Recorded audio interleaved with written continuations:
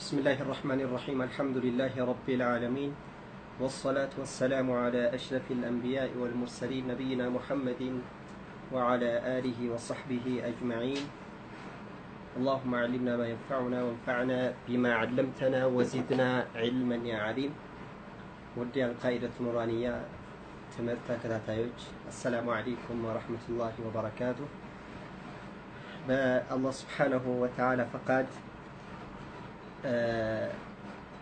የዛሬው ትምህርታችን የሚሆነው ኢንሻአላህ በድጋሚ ባለፈው ያመለጠናለን እንደዚሁም ደግሞ እንዲደገምልን እንፈልጋለን ያላችሁ አላችሁ ኢንሻአላህ ያው ዛሬ በድጋሚ ነው የምናየው ግን ሁላችሁም ኢንሻአላህ መከታተል ይኖርባችኋል ወጀዛኩሙላሁ ኸይረን የዛሬው ትምህርት የሚሆነው እንደምታውቁት አልቃኢደቱ ኑራኒያ መጽሐፉ ያላችሁ ማለት ነው አደርሱል አወልን በተመለከተ ነው ባለፈው አደርሱል አወል ሶስት ዋና ዋና ነገሮችን ያጠናል ብያችኋለሁ ምንም እንኳን ከዚያ በላይ ቢኖርም ሶስት ዋና ዋና ነገሮች አሉ እነሱም የአረበኛን ፊደላትን ብዛት ድምጻቸውን እንደዚሁም ደግሞ የአረበኛን ፊደላት ቅርጻቸውን በተመለከተ እንደሚያስተምር ነው የተነጋገረው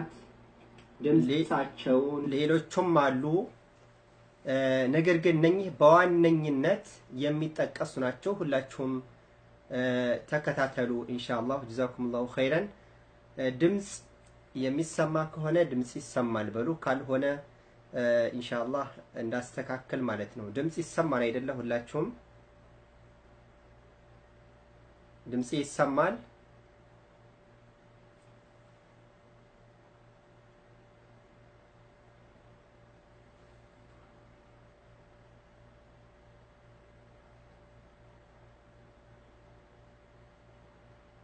طيب لقتل يا إخوة يسمى دمسي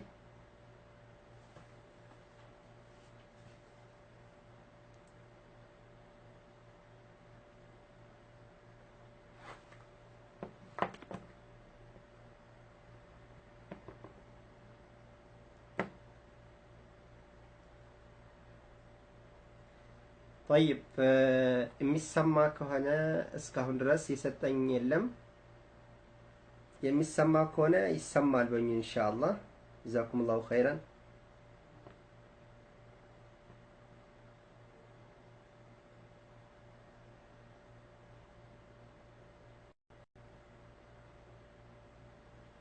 طيب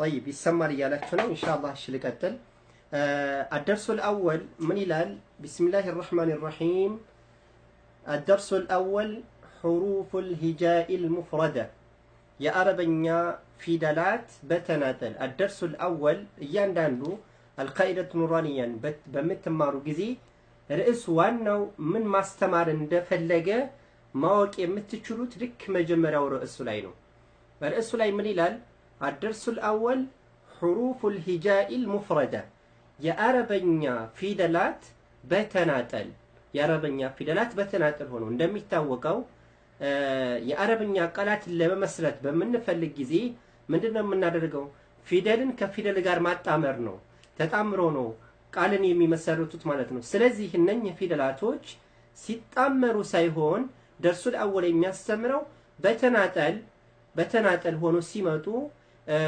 ቅርጻቸውን ድምጻቸውን እና ብዛታቸውን በዋነኛነት ያጠናል አደርሱል አወል በተለይ ጀማሪዎች ማለት ነው በተለይ ጀማሪዎች እያንዳንዱን ህግጋቶችን ይያዛችሁ ማለት አለባችሁ እንደዚሁም ደግሞ ቁርአንን ማንበብ ትችሉና ማስተካከል ለምትፈልጉ እንደዚሁም የሚያስተምረውን ቃኢዳውን ይያዛችሁ ለፉ ማለት ነው እንደሚታወቀው ይህንን القاعدة النورانية ያዘጋጁት ሙአሊፍ ሼክ ሙሐመድ አልሐቃኒ ይባላሉ በጣም በጥሩ ሁኔታ የተዘጋጀ ነው ቁርአንን በትክክል እንድናነብና በአጭር ጊዜ ውስጥ እንድንጨርስ የሚያደርግ መጽሐፍ ነው ማለት ነውና ስለዚህ ሁላችንም ልክ እንደ ትንሽ ነገር በንቀት ልናልፈው አይገባም ማለት ነው በተለይ ደርሱል አወልን በመንማርማ ጊዜ አንዳንዶቻችን ደርሱል አወል አሊፍ ባታታጅም ልክ ይሄ በተለምዶ የሚታፈዘ ስለሆነ ዝም ብለን የምናልፈበት አጋጣሚ ያለ ሩጠን ከ17ኛው ደርስ ወይም ሩጠን 15ኛው ደርስ ለመሄድ ነው ፍላጎታችን ይህ አይደለም ዋናው ነገር ይህ ሳይሆን ዋናው ነገር የደርሱል አወል ያንዳንዱን የተቀመጡትን ደርሶች የሚያስተምሩትን ዋናው ነገር ይዛችሁ ነው ማለፍ ያለባችሁ ምሳሌ ደርሱል አወል ስለምንድን ነው የሚያስተምረው ደርሱል አወል ስለ ፊደላት በተናጠል ሆኖ ሲመጡ ምን እንደሚመስሉ ቅርጻቸው ማለት ነው ድምጻቸውስ ምን ይመስላል እንደዚሁም ብዛታቸውስ ምን ያክል ነው የሚለውን ይዛችሁ ልታልፉ ይገባል ማለት ነውና ስለዚህ ሁላችንም ኢንሻአላህ በዚህ ነገር ላይ ያው ልናውቅ ይገባል ማለት ነው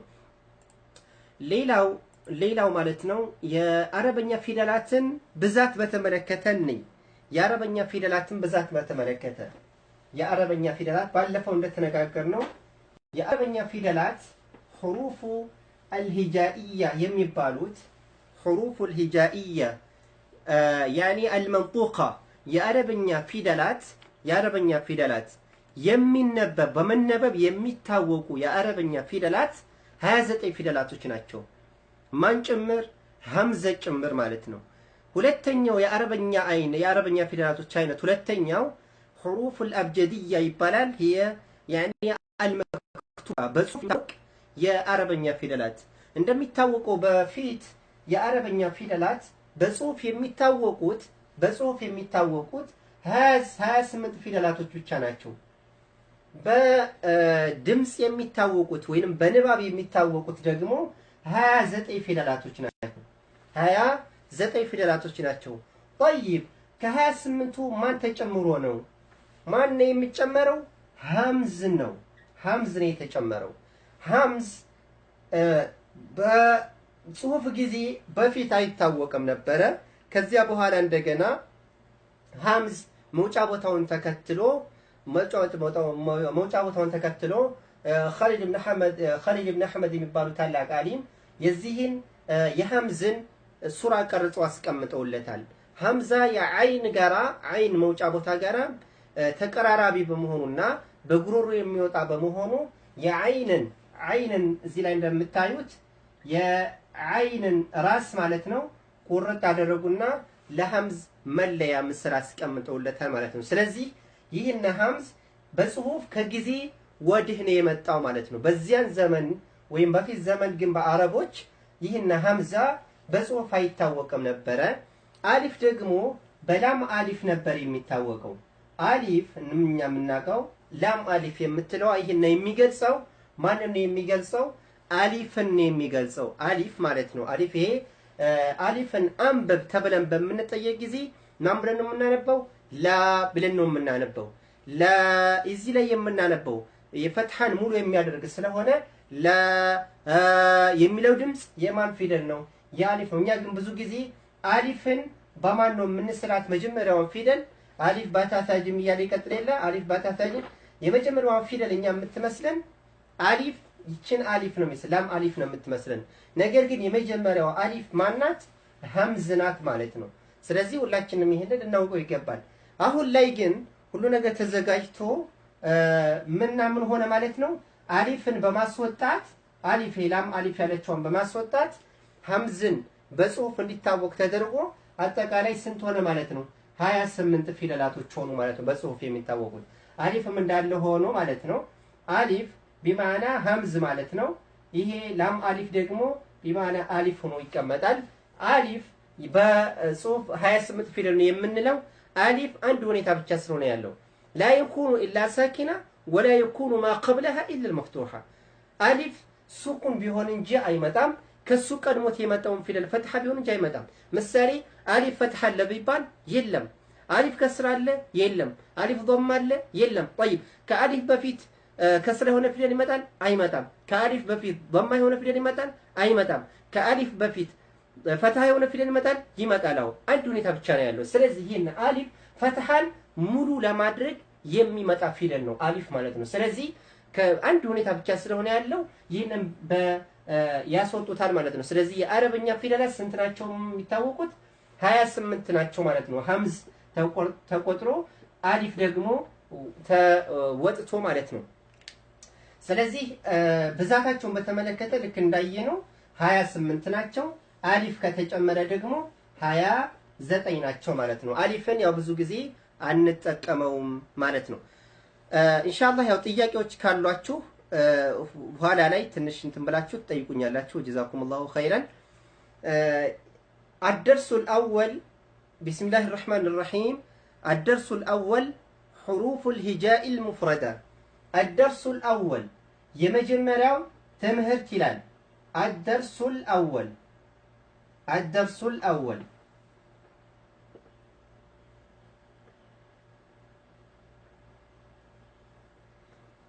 الدرس الأول الدرس الأول حروف الهجاء المفردة يا أربنيا في دلات بتناتل حروف الهجاء المفردة يمجمراو درس يميستمروا سلام دنو يا أربنيا في دلات በተናጠል ሆነው ምን እንደሚመስሉ ድምጻቸው ምን እንደሚመስል የሚያስተምር ነው። በተለይ ቅርጻቸው ልናውቅ ይገባል። ድምጻቸው አንዱ ከንዱ በምን እንደሚለይ ልናውቅ ይገባል። እንደዚሁም ደግሞ ሁኔታቸው ለምሳሌ አወጣጣላችሁ የራሳቸው ከአሊፍ እስከ ያ ብዛቸው ምን ያክል እንደሆነ ቅርጻቸው ምን ያክል እንደሆነ ምሳሌ አሊፍ ቅርጹ ሁላችንም ልናውቅ ይገባል። አሊፍ ማን ነው ተብለን በምንጠይቅ ጊዜ خلاص ሁላችንም አሊፍ خلاص በዚህ መልኩ መሆኑን ልናውቅ ይገባል። ባ ከሆነ አእምሯችን ቶሎ ሩጦ ሊመጣልን የሚገባው በዚህ መልኩ ሊሆን ይገባል። ታ በምን መልኩ ነው? ታ ከላይ ሁለት ነጥብ ያለው ነው። በዚህ መልኩ እያንዳንዳችን ቅርጻቸውን ድምጻቸውን ብዛታቸውን ደርሱል አወልን በደንብ አድርገን ካወቅን ሌላው በጣም ቀላል ነው ያ ኢኽዋ። ብቻ እናንተ ደርሱል አወልን ከነድምጹ ምሳሌ አሊፍን የምንስናነብ አሊፍ እያልን የምንቀራ ከሆነ ይህም ትክክል አይደለም። ወደ ንባቡ ስንመጣ እናየዋለን ኢንሻአላህ። እያንዳንዱ ፊደላቶች ያለ አግባብ የምናነብ ከሆነ ወደ ቀጣዩ ትምህርት ብናልፍም ዋጋ የለንም። ስለዚህ ምን ማድረግ አለን? አነባበባቸውን ድረስ ልናውቅ ይገባል ማለት ነው። ምናልባት እዚህ አደርሱል አወል ላይ መኻሪጁል ሁሩፍ ሙሉ በሙሉ መዘርዘር ባይቻልም እያንዳንዳቸውን ፊደላቶች ግን በምን እንደሚወጡ ማለትም እንዴት እንደሚወጡ ድምጻቸው ምን እንደሚመስል ልንለይ ይገባል። ምናልባት አሊፍ በዚህ ይወጣል አሊፍ በዚህ ይወጣል ማለቱ ምናልባት እንደ ጀማሪ እንደዚሁም እንደ ቃይረት ኑረን ያዘጋጃጀት ይሄን አስፈላጊ አይደለም። ነገር ግን ማወቅ ይኖርብናል። ባ ስንል ልክ በእይታ ባ ስንል ምንና ምን ተጣብቆ ነው የሚወጣው? ምን ሁለቱ ከንፈራቶች ላይኛውና ታችኛው ከንፈር ተጣምሮ የሚወጣ ነው ባ ስንል። ታ ስንል ደግሞ የምላሳችን ጫፉ ክፍል ከላይኛው የሁለት ፊት ለፊት ጥርሳችን ጋር በመጣመር ነው። እንደዚሁም ሳ ስንል ደግሞ ምላሳችንን ወጣ አድርገን ልክ ከላይኛው ፊት ለፊት ጥርስ ጋር አብሮ ተጣምሮ ነው። ይህንንም ወደ አቀራሩ ስንመጣ እናየዋለን ኢንሻአላህ። እና በዚህ መልኩ እያንዳንዱን የአረበኛን ፊደላት ልናውቅ ይገባል ማለት ነው። ግልጽ ነው አይደለ? ስለዚህ ኢንሻአላህ አልቃይደቱ ኑራኒያን ያው እንቀጥላለን ማለት ነው። ሁላችሁም ልትይዙ ይገባል። አደርሱል አወል ነው ዋናው ከሁሉም እንደነገርኳችሁ እየደጋገምኩኝ ከሁሉም በላይ የመጀመሪያው ደርስ ነው። የመጀመሪያውን ደርስ እያንዳንዷን እንመልከት፣ እያንዳንዷን እንፈዘው፣ ሐታ በጽሁፍ ሳናይ ለመጻፍ እንሞክር። ይህ ከሆነ ኢንሻአላህ የበለጠ ልንረዳው እንችላለን የሚቀጥለውን ትምህርት ማለት ነው። طيب ወደ አነባበቡ እና ወደ ቅርጹ እንምጣ። ብዛቱን በተመለከተ ተነጋግረን የአረብኛ ፊደላት 29 ናቸው። አሊፍን ስናስወጣ ስንት ይሆናል? 28 ይሆናል ማለት ነው አሊፍን ስናስወጣ። ስለዚህ አጠቃላይ የአረበኛ ፊደላት 20 ከ29 አሊፍን ስናስወጣ 28 ይቀራል። ብዛቱን አውቀናል። ምን ሄደው አሁን ወደ የት ነው? ወደ አነባበቡ። አሊፍ እዚህ ላይ የምትመለከቱት እዚህ ላይ እንደምትመለከቱት በአሊፍ ካለ በኋላ በቀይ ካራክሲው ጋር አሊፍ ተብሎ ተጽፎበታል። አሊፍ እንደዚህ ብሎ ከተጻፈ በኋላ በቀጥታ ምን ተጽፎበታል? ደግሞ ከላይ ላይ በትንሽዬ አሊፍ ተብሎ ተጽፎበታል። ሐምዛ ከዛ በዚህ መልኩ ተጽፏል። በዚህ መልኩ ተጽፏል። ይህ ማለት ምን ማለት ነው? ይህ ማለት ምን ማለት ነው? ይቅርታ አይታይም መሰለኝ። አሊፍ ሲጻፍ 3 ፊደል የተመሰረተ ነው። ነገር ግን አሊፍ 3 ፊደል ይመስረት እንጂ አሊፍ ሲነበብ አንዳንዶቻችን አሊፍ እንላለን። አሊፍ ይሄ ትክክል አይደለም። አሊፍ ሳይሆን አነባበቡ አሊፍ። ሹፉ አነባበቡ ቶሎ አሊፍ በዚህ መልኩ ነው ኢንሻአላህ ልናነብ የሚገባው። አሊፍ እያንዳንዳችን በዚህ መልኩ ልናውቅ ይገባል። አሊፍን ስናነብ አሊፍ ወይንም አልፍ አይሆንም። አልፍ አይሆንም። ይሄንም አሊፍ አሊፍ በዚህ መልኩ ልክ አማርኛው አሊፍ በዚህ መልኩ ነው ማንበብ ያለብን። አሊፍ ቶሎ ብለን አንስበውም፣ ድምጹን አናስረዝመውም። አሊፍ። ስለዚህ አሊፍ ስንትነበብ በየት መልኩ ነው? አሊፍ። አንዳንዶቻችን አልፍ ሹፉ አማርኛ አልፍ አይቻልም። ይሄንም እንደገና ደግሞ አሊፍ ብለን እንስበዋለን። ይሄንም አይቻልም። ስለዚህ አነባበቡ እንዴት ነው? አሊፍ ቶሎ ብለን አሊፍ በዚህ መልኩ ማንበብ ይኖርብናል፣ በዚህ አጻጻፍ ማለት ነው። طيب ይህ አሊፍ ስትነበብ ነው። ቅርጹን በተመለከተ እንደምታዩት አሊፍ ልክ እንደ አንድ ቁጥር ቁም ያለ ነው። ይሄን አሊፍ እንደነገርኳችሁ ቢማዕና ሐምዛ ነው። ነገር ግን ሐምዛን ከታች ለብቻው ስለሚያመጣ ይሄንን በአሊፍ መልኩ ነው የምናነበው ማለት ነው። طيب ወደ ሁለተኛው ፊደል ስናልፍ ሁለተኛው ፊደል ማን ነው? ባ ነው። ሁለተኛው ፊደል ባ ነው። ባ እንደምትመለከቱት ቅርጹ ይሄንን ይመስላል። ከታች አንድ ነጥብ አለው። ሁለተኛው የአረብኛ ፊደል ነው። ጥያቄ ለመጠየቅ እንዳመቻችሁ ከአሊፍ እስከ ያሉትን ከላይ ላይ በትንሹ በእርሳስ ማለት ነው 1 2 3 4 5 እያላችሁ ቁጥር ስጡት። እኔም ጋር ባ ላይ 2 ቁጥር እንሰጥቻለሁ።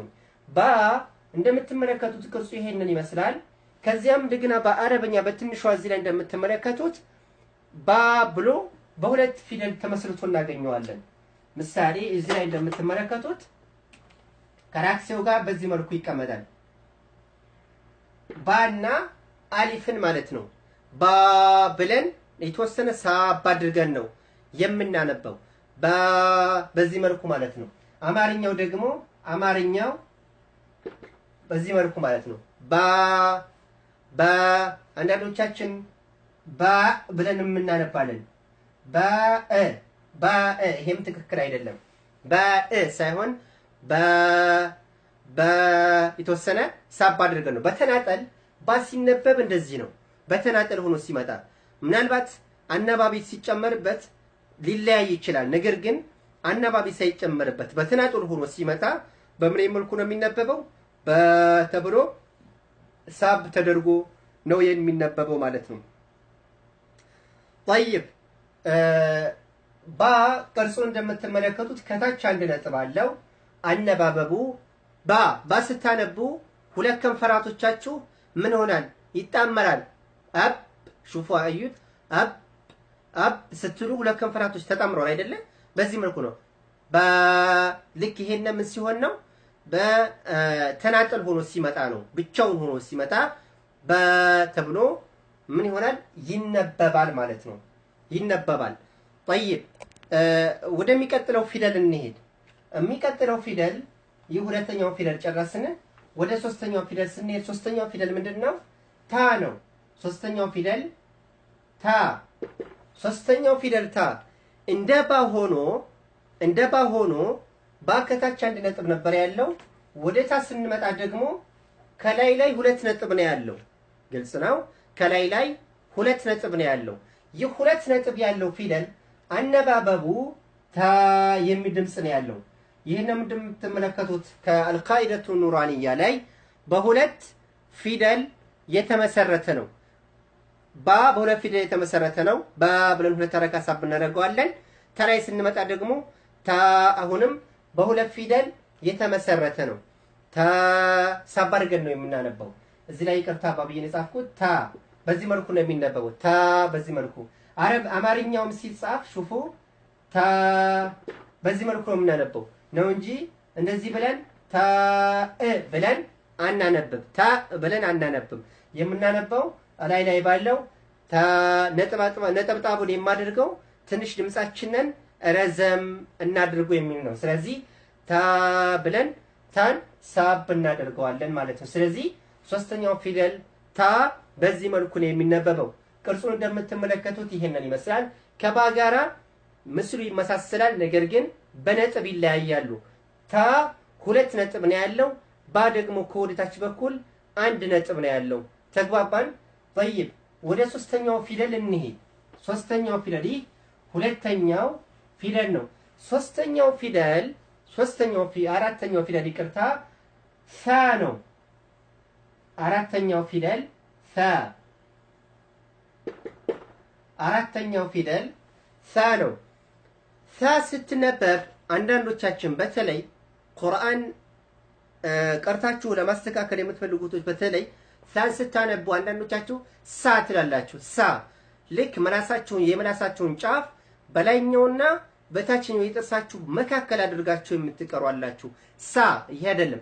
ሳ ሳይሆን ሳ የምላሳችሁ ጫፍ አለ አይደለ?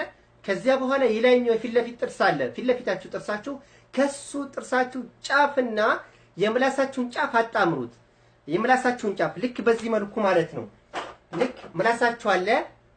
ከዚያ በኋላ የላይኛው ጥርሳችሁ ፊት ለፊት ጥርስ አለ። ከዚያ በኋላ በምን መልኩ ተይው እዚህ ላይ ጫፍና ጫፍ አብራችሁ ስታጣምሩት ሳ የሚል ድምጽ ይሰጣችኋል። በልምምድ ነው የሚገኘው። ላዚም መለማመድ አለባችሁ። ሳ አይደለም።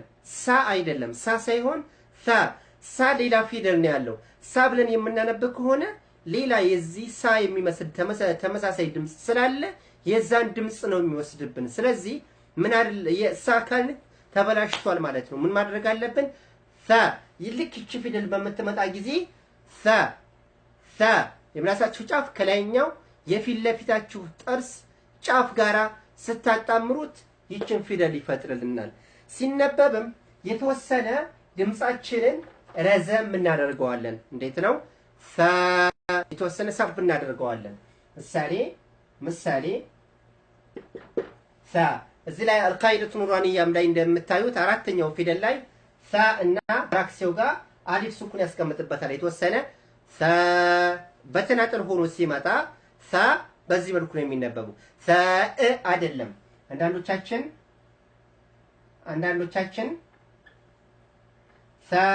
ሆኖ ሳለ ግን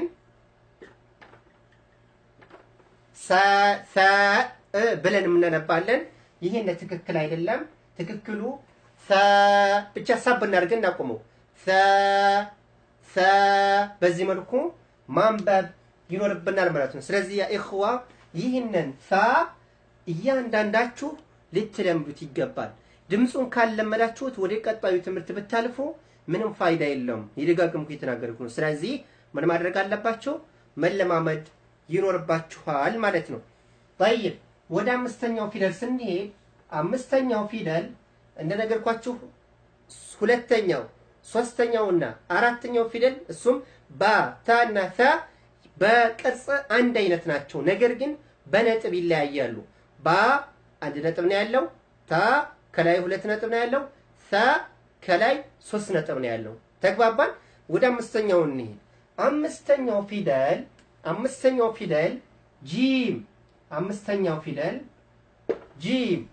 طيب ጂም ከሱ በመቀጠል ያለው ሐ፣ ከሱ በመቀጠል ያለው ኻ። እነኚህ ሶስት ፊደላቶች ምንድነው?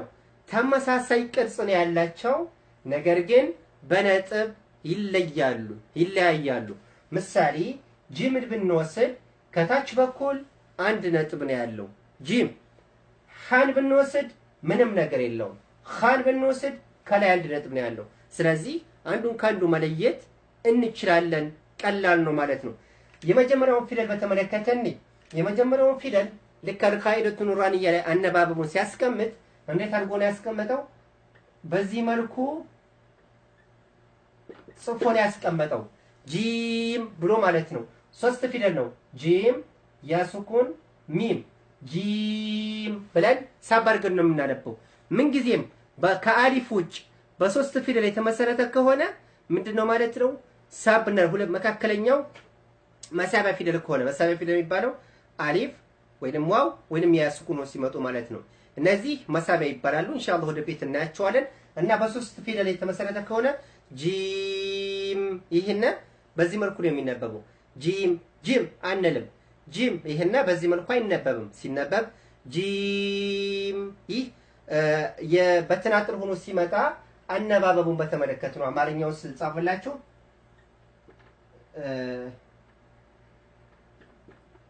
ጂም በዚህ መልኩ ነው። ሳብ ብናደርግና ጂን ሳብ ብናደርግና ከዚያ ምን እናነባለን? ጂም በዚህ መልኩ ማንበብ ይኖርብናል። ይሄን በተናጥል ሆኖ ሲመጣ ቅርጹ እንደምታዩት ነው። አነባበቡም በዚህ መልኩ ነው የሚነበበው። ቀጣይ ያለው እንመልከት። ቀጣይ ያለው እንደ ጂም ተመሳሳይ ነው። ነገር ግን ምንም አይነት ምን የለውም፣ ነጥብ የለውም። ስለዚህ ይሄን ምን ይባላል? ስሙ ሐ ይባላል። ሐ በዚህ መልኩ ነው የሚነበበው።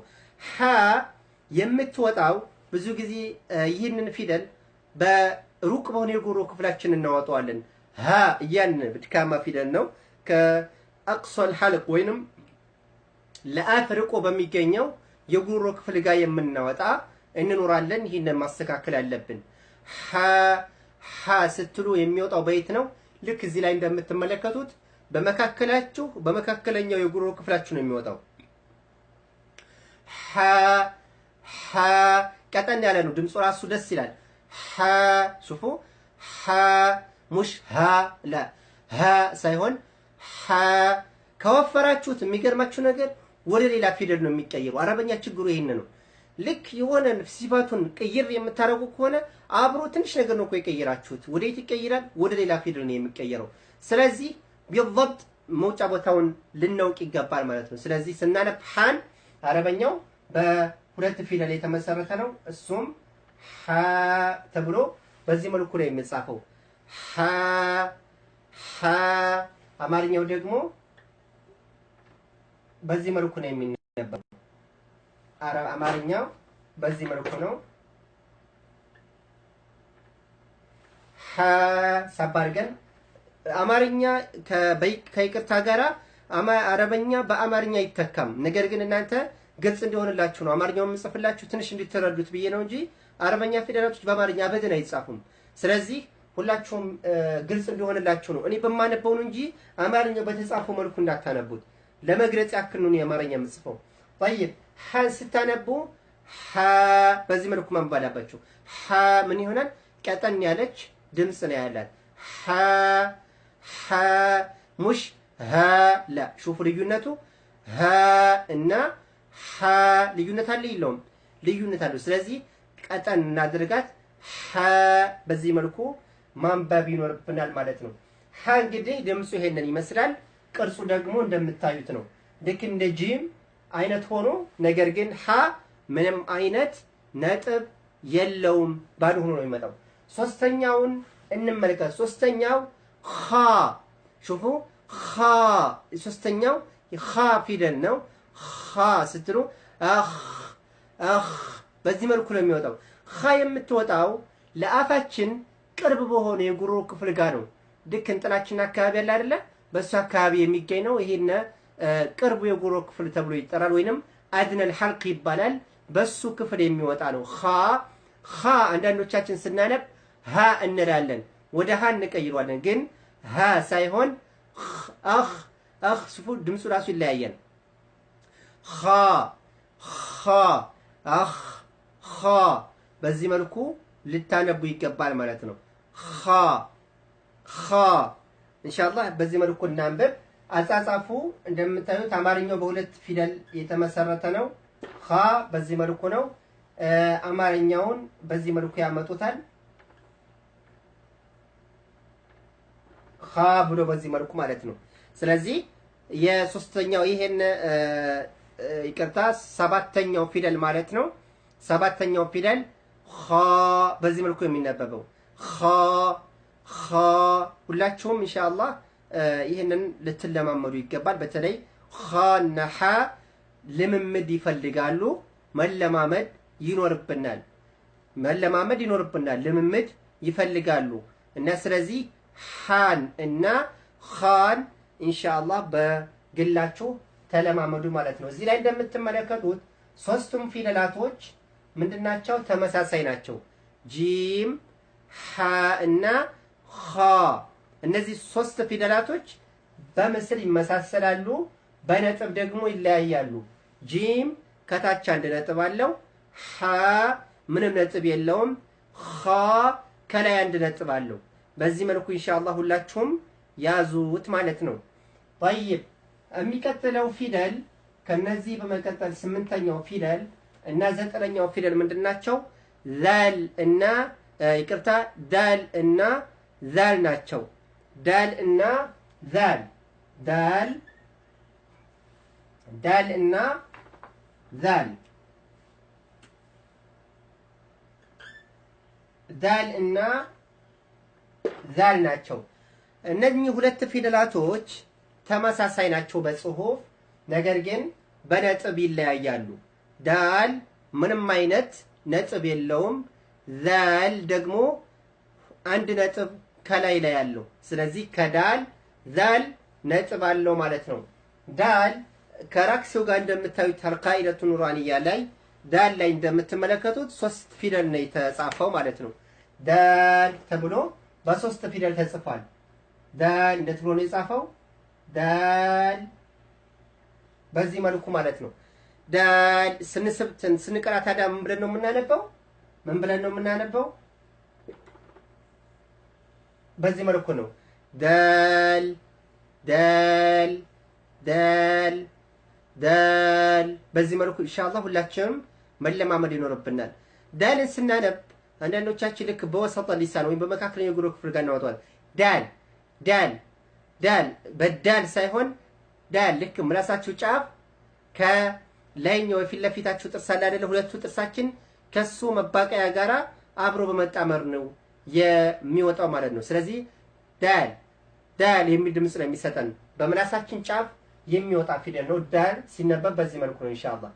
ዛልም በተመለከተ ዛልም በሶስት ፊደል የተመሰረተ ነው። እሱም በዚህ መልኩ ነው። በዚህ መልኩ የሚጻፍ ነው። ዛል አለ፣ ከዛ አሊፍ መድ፣ ከዛ ላም ሶስት ፊደል ነው። ሳብ እናደርገዋለን። ዛል በተናጠል ሲጻፍ ዛል በዚህ መልኩ ነው። ዛል ዛል ዛል በዚህ መልኩ ነው ኢንሻአላህ። ሁላችሁም ይሄን ተለማመዱ። ዛል እዚህ ላይ ልክ አራተኛው ፊደል ጋር ከላይ ማለት ነው ሳ ጋራ በመውጫ ቦታ ይመሳሰላል። ዛል ሳና ዛ አሉ። ዛን ወደፊት እንደርስበታለን። እነኚህ ሶስት ፊደላቶች መውጫ ቦታቸው የምላሳችን ጫፍ ከላይኛው የፊት ለፊት ጥርሳችን ጫፍ ጋራ አብሮ በመጣመር የሚወጣ ነው። ስለዚህ ዛል ሲነበብ ዛል አይደለም፣ ዛል ሳይሆን ዛል ዛ ሹፉ ምላሳችሁን ወጣ ታደርጋላችሁ። ምላሳችሁ ጫፍ ማለት ነው። እሱ የምላሳችሁ ጫፍ ከላይኛው የፊት ለፊት ጥርሳችሁ ጫፍ ጋራ አብራችሁ አጣምሩት። ከዚያ በኋላ ምን ድምፅ ሰጠናል? ዛል ዛል ዛል በዚህ መልኩ ድምፅ ሰጠናል። ዛል የሚል ድምፅ ማለት ነው። ስለዚህ ኢንሻአላህ ሁላችንም ልንለማመድ ይገባል። በተለይ ዛልን፣ ሳል፣ ሓን፣ ኻን እንለማመድ ያ ኢኽዋ እንለማመድ። ይህንን በደንብ አድርገን ደርሱል አወልን ካወቅን ወደ ቀጣዩ ብንገባ በጣም ቀላል ነው የሚሆነው። ለመረዳትም እንችላለን። ግን አወጣጡን ገና ሳናውቅበት ወደሚቀጥለው የምናልፍ ከሆነ በሽምደዳ ብቻ የምናልፍ ከሆነ አስቸጋሪ ነው። ኢንሻአላህ በደንብ እንወቅ ነው የምላችሁ። ስለዚህ ዳልና ዳል በተናጠል ሆኖ ሲነበቡ ዳል ዳል ሲነበብ ዛል ደግሞ ዛል በቅርጽ እንደምትመለከቱት ዳል ምንም አይነት ነጥብ የለውም። ዛል ደግሞ ምን አለው? አንድ ነጥብ ነው። طيب የሚቀጥለው ፊደል ማንና ማን ናቸው? 10ኛው እና 11ኛው ራና ዛ ናቸው። طيب ራና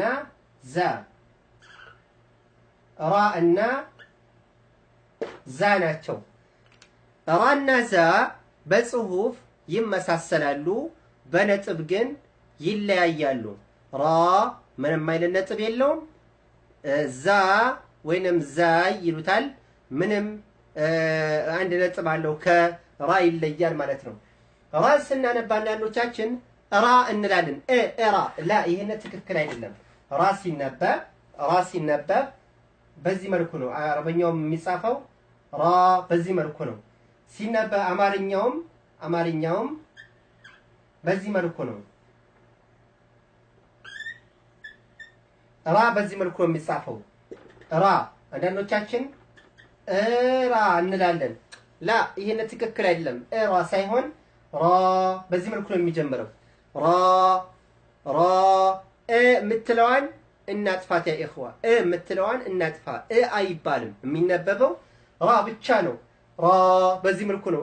ራ ካልንም ማንንም ያነበብነው አጣመር ነው። ከዛ ራ አድርገው ማለት ነው። ይሄ መሆን የለበትም። ራ ሳይሆን ምንድነው የሚሆነው? ራ ብቻ ነው የምናደርገው። ራ ብቻ ነው ማድረግ ያለበት። ስለዚህ ራን ስናነብ ራ ሁለት ሐረከት ሳብ እናድርገው። ራ በዚህ መልኩ ማለት ነው። ኢንሻአላህ ጀዛኩሙላህ ኸይር። ሌላው ቀጣይ ያለው ፊደል ዛ ወይንም ዛይ ነው። ካይደት ነው የተቀመጠው ዛ በሚል ነው። ዛ ራክሲው ጋር እንደምታዩት ዛ በዚህ መልኩ ላይ የተጻፈው። ዛ በሁለት ፊደል የተመሰረተ ስለሆነ ትንሽ ነው ሳብ የምናደርገው። ዛ ስናነብ አንዳንድ ጊዜ ዟ እንላለን ወይንም አንዳንድ ጊዜ ዛ እንላለን። ምላሳችን ነው። ላ እንደዛ አይደለም። ዛ የሚነበበው የምላሳችን ጫፍ ከላይኛውና ከታችኛው የፊት ለፊት ጥርሳችን መካከል ላይ ሆኖ በላይኛውና በታችኛው የፊት ለፊት ጥርስ መካከል ሆኖ ይሄ የምላሳችን ጫፍ ማለት ነው። ነገር ግን ወታችኛው ዝቅ ብሎ ይወጣል። ምሳሌ ስናወጣ አዝ ስትሉ የምላሳችን ጫፍ ወደታችኛው ምን የሆነ ነው? ወረድ ያለ ነው። ስለዚህ ስናነብ ዛ ብለን ነው ማንበብ ያለብን ማለት ነው። ዛ ነው እንጂ ዛ እንልም። ዛ በዚህ መልኩ ኢንሻአላህ መለማመድ ያለብን። ዛ እና ዛል ጋራ እንዳናመሳስለው ነው የምላችሁ ኢንሻአላህ ኢኽዋ። ስለዚህ ዛ በዚህ መልኩ ነው። ልክ ይሄና በዚህ መልኩ ማለት ነው። ዛ በዚህ መልኩ ማንበብ አለብን። ጀዛኩሙላህ ኸይር። 10 እና 11 ይሄንን ይመስላሉ። 10 እና 11 ማለት ነው። 12 እና ራና ዛ እንደምትመለከቱት በጽሁፍ ይመሳሰላሉ። ራ ምንም አይነት ነጥብ የለውም። ዛ ደግሞ ከላይ አንድ ነጥብ አለው። خلاص ጨረስን። ይሄንን የሚቀጥለው 12 እና 13ኛው ፊደል ሲን እና ሺን በተመለከተ ነው። ሲን እና ሺን በተመለከተ ነው። ሲን እና ሺን በጽሁፍ ይመሳሰላሉ፣ ነገር ግን በነጥብ ይለያያሉ። ሲን ምንም ነጥብ የለውም። ሺን ስንመጣ ደግሞ 3 ነጠብጣብ አለው። ሲን እንደምትመለከቱት ነው። ሽን ደግሞ በዚህ መልኩ ነው። ሲን አረበኛው የሚያስቀምጠው አረበኛው ነው ያለ ራክሲዮ ጋር በዚህ መልኩ ነው የሚያነበው። ሲን ብለን ስናነብ ሲን ሲን ሲን ሲንን ስናነብ ልክ ባሳለፍነው 11ኛው ፊደል ጋር ዛ በመውጫ ቦታ አንድ አይነት ናቸው። ዛ ስናወጣ በዚህ መልኩ ነው። ሲንም በዚህ መልኩ ነው። አንድ አይነት መውጫ ቦታ ነው ያለው። የምላሳችን ጫፍ በላይኛውና በታችኛው የፊት ለፊት ጥርሳችን መካከል አድርገን ነው የምንቀረው። ወደ ታችኛው ቀረብ አድርገን ዛ ሲን መውጫ ቦታቸው አንድ አይነት ነው። ሲንን ስናነባ አንዳንድ ጊዜ ሲን እናያለን። ምላሳችን አውጥተላ ይሄን ትክክል አይደለም። ሲን ሲን ሲን ሲን በዚህ መልኩ መለማመድ አለብን። አማርኛውም እንደምትመለከቱት ሲን ሲን በዚህ መልኩ ነው። ሲን ሲን ይህ በተናጠል ሆኖ ሲነበብ ነው። ሽን በተመለከተ ደግሞ አረበኛው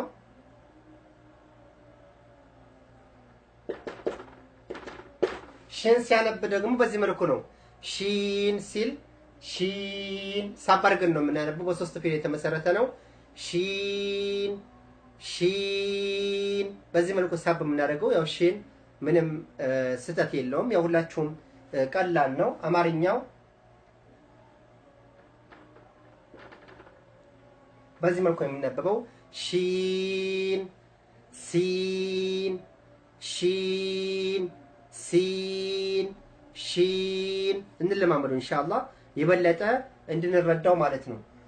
እንግዲህ ሲንና ሺን እንደምታዩት በጽሁፍ አንድ አይነት ናቸው፣ በነጥብ ይለያያሉ። በአቀራርም የራሳቸው የሆነ አቀራር አላቸው። طيب የሚቀጥለው ሷድና ዷድን በተመለከተ ነው።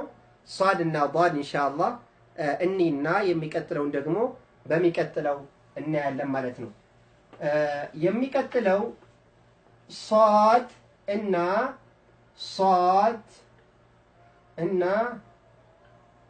ዷድ ናቸው። ሷድ እና ዷድ እንደምትመለከቱት አንድ አይነት የሆነ ምስል ነው ያላቸው፣ ይመሳሰላሉ በጽሁፍ፣ በነጥብ ደግሞ ይለያያሉ። ሷድ ምንም ነጥብ የለውም። ዷድ አንድ ነጥብ አለው። ሷድ ሲነበብ አንዳንዶቻችን ሳድ እንላለን። ሳድ ሳይሆን ሷ ወፈር ያለ ነው። ይሄን ሷድ አረበኛውም እንደው የሚጽፈው ምን ያደርገዋል? በሶስት ፊደል የተመሰረተ ነው። ሷድ በዚህ መልኩ ነው የሚያነበው።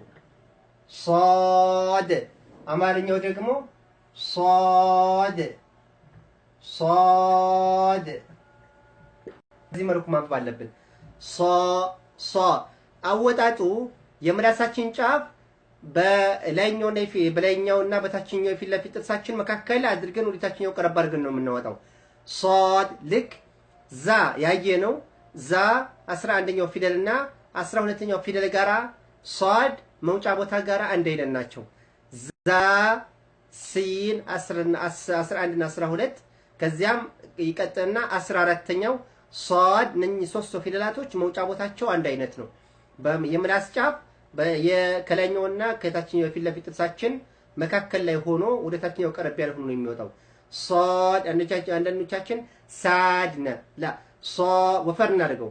ሷ በዚህ መልኩ ነው መውጣት ያለበት። አንዳንዶቻችን ሳድ እንላለን። ሳድ ወይም አንዳንዶቻችን ሳድ ሳ ላ ይሄ አይሆንም። የሚሆነው እንዴት ነው?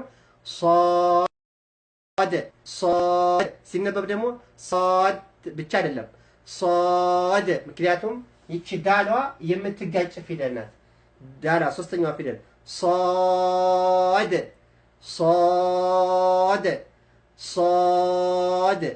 ሷድ በዚህ መልኩ መለማመድ አለብን።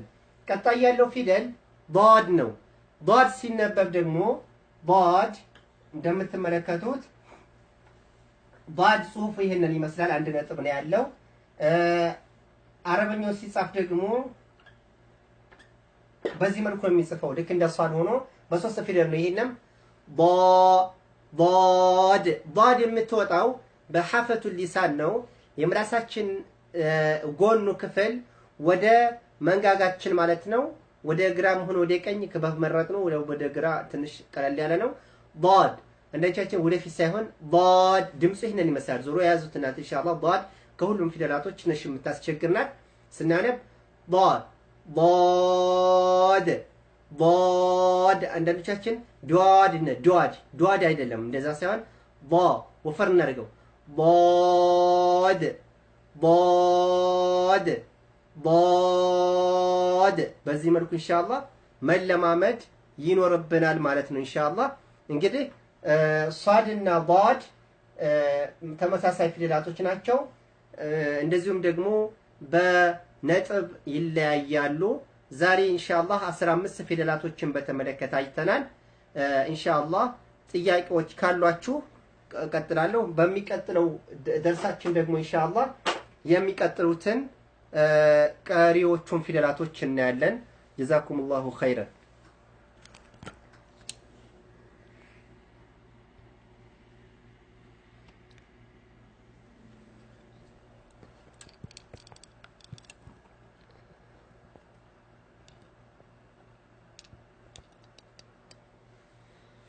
طيب ጥያቄዎች ካሏችሁ መጠየቅ ትችላላችሁ ኢንሻአላህ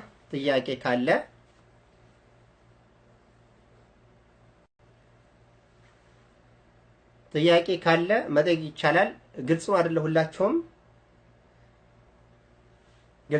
ሁላችሁም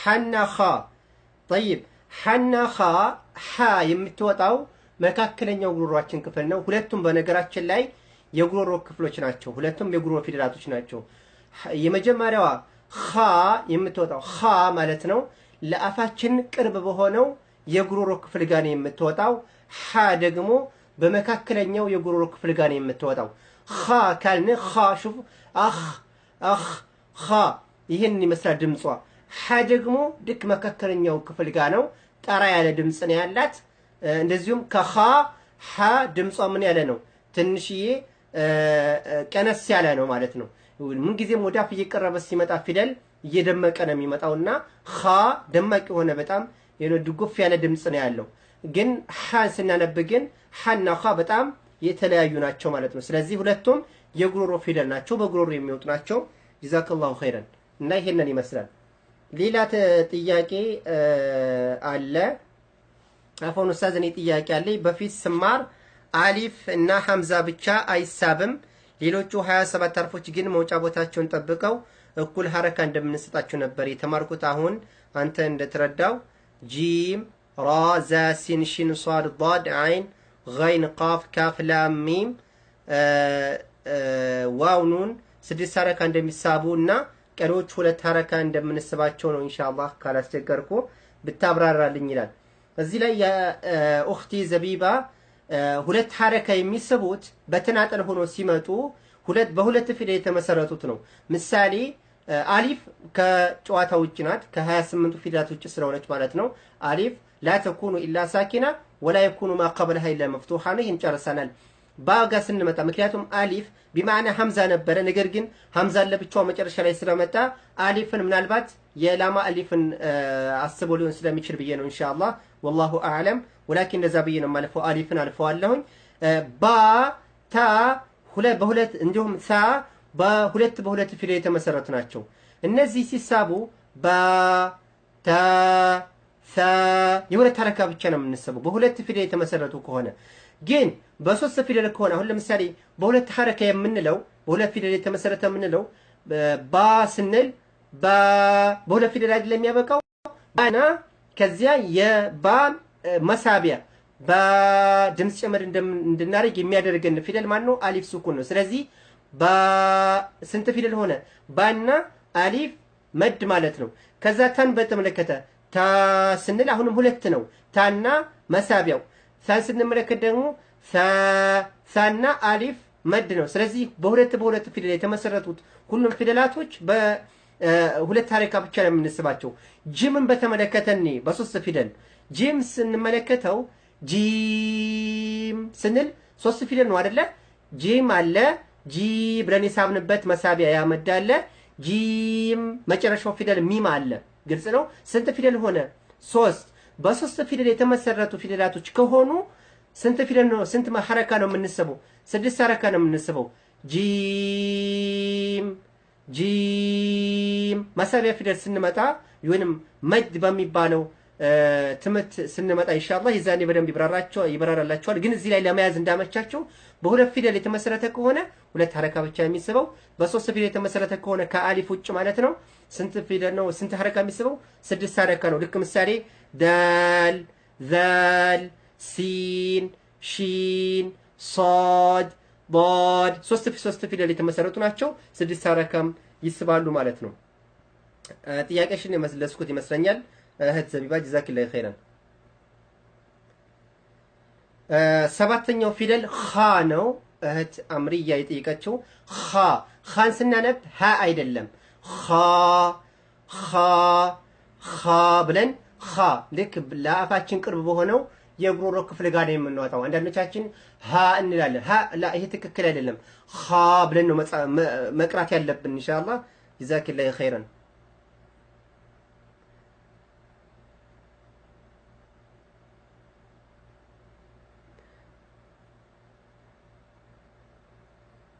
طيب جيم دال سين شين صاد ضاد ኩን ፈየኩን አካውንት ማለት ነው። ስንት ነው የሚስቡት ነው የሚለው ምን ጊዜም በ3 ፊደል የተመሰረቱ ከሆነ 6 ሐረካ እንደሚሳቡ ነው የነገርኳችሁ። እዚህ ላይ ግን ያው በመጠኑ ነው የምንስበው። ጂም ሲን ሺን ሷድ ضاد በዚህ መልኩ ነው በተናጠል ሆነው የምናነበው ማለት ነው። በተናጠል ሆነው ነው እዚህ ላይ ያ ኢኽዋ በተናጠል ሆነው ነው። አነባቢ ሲጨመርባቸው ደግሞ የተለየ የሆነ የአነባቢውን ባህሪ ይዘው ይነበባሉ። እሱን ወደፊት እንመጣበታል። አሁን ግን በተናጠል ሆነው ምን አይነት ድምጽ እንዳላቸው ምን አይነት ቅርጽ እንዳላቸው ስለሆነ እየተማርን ያለ ነው። መያዝ ያለባችሁ የደርሱል አወል ነው። ስለዚህ በዚህ መልኩ ነው። ጀዛኩሙላሁ ኸይረን።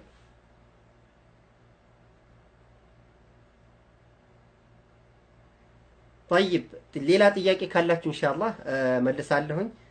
ትንሽ ፈጠን አልኩባችሁ መሰለኝ። ለማንኛውም ከአሊፍ እስከ ዷድ ያለው ይሄንን ይመስላል። እናንተ መያዝ ያለባቸው ብዛታቸውን ያዙ፣ ቅርጻቸውን ያዙ፣ አነባባቸውን ያዙ። በሽምደዳ ባ ምን አይነት ናት? ታ ምን አይነት ናት? ሷድ ስነባ አንዳንዶቻችን ሷድ እንላለን። ሷድ ላ ሷድ አይባልም።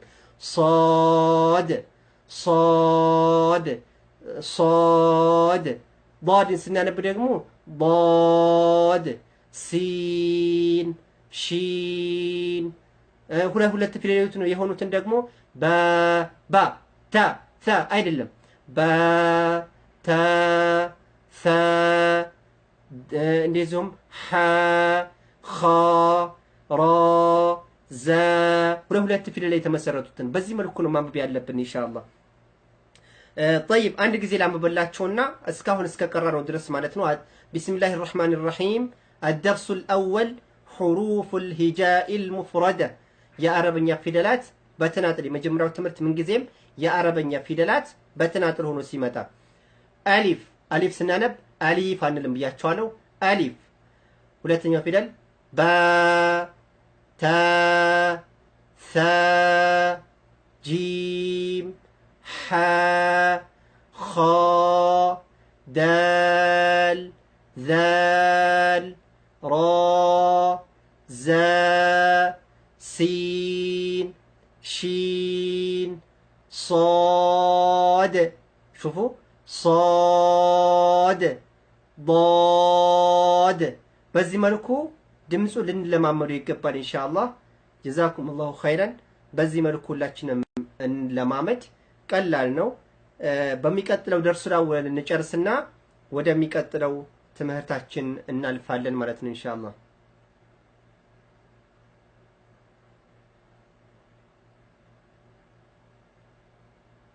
ጥያቄ ካለ የመጨረሻ አስተናግዳለሁ። የመጨረሻ ጥያቄ ኢንሻአላህ።